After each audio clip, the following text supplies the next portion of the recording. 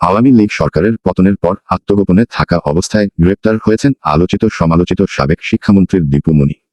গত 11 বছরে পররাষ্ট্র, শিক্ষা ও সমাজকল্যাণ মন্ত্রণালয়ের দায়িত্ব সামলেছেন তিনি।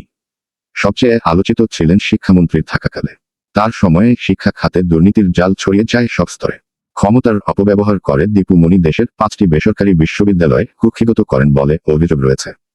দীপু মনির বিষয়ে খোঁজ রাখেন এমন অনেকে বলছেন, মাধ্যমিক স্কুলের শিক্ষক থেকে বিশ্ববিদ্যালয়ের ভিসি নিয়োগ পর্যন্ত তার হাত ছিল। বিশ্ববিদ্যালয়ের উপাচার্য, ভিসি নিয়োগের জন্য 2 কোটি এবং কলেজের অধ্যক্ষ নিয়োগের জন্য তিনি 50 লাখ টাকা ঘুষ নিতেন। তার সময়ে শিক্ষা খাতে এটি ছিল ওপেন সিক্রেট। এসব দুর্নীতি অনিয়ম সম্পর্কে জানলেও ভয় মুখ খোলেননি তার মন্ত্রণালয়ের সচিবরা। দীপু মনি ক্ষমতায় থাকাকালে 2 জন সচিবের সঙ্গে এই প্রতিবেদকের কথা হয়। তারা এসব বিষয়ে জানলেও আওয়ামী সরকারের দীপু মনির দাপটের কারণে কোনো প্রতিবাদ করতে পারেননি। দীপু মনির ভাইদা জাওয়াদুর রহিম ওয়াদুদ টিপুর মাধ্যমে হতো সব নিয়োগ ও পদায়ন। বিভিন্ন কাজে বিতর্কের জন্ম দেওয়ায় এক পর্যায়ে তার দপ্তর থেকে অন্যত্র চলে যান তৎকালীন এক সচিব।